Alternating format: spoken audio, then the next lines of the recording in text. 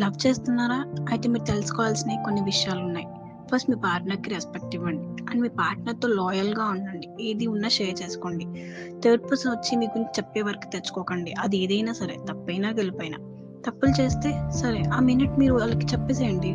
గొడవ అవుతుందా? అవ్వనివ్వండి. ఒక 5 మినిట్స్, 1 అవర్, 5 డేస్ అవ్వనివ్వండి. ఆ ప్రాబ్లమ్ అక్కడితో సాల్వ్ అయిపోతది. అంతేకాని మీరు అబద్ధాలను ట్రాక్ చేసుకుంటూ పోతే ఆ అబద్ధము, ఆ తప్పులు ఎక్కడ బయటపడతాయి అన్నది ఒక టెన్షన్. బయటపడితే సిచ్యువేషన్ ఎట్లా ఉంటుందో అదొక పెద్ద టెన్షన్. అవసరమా?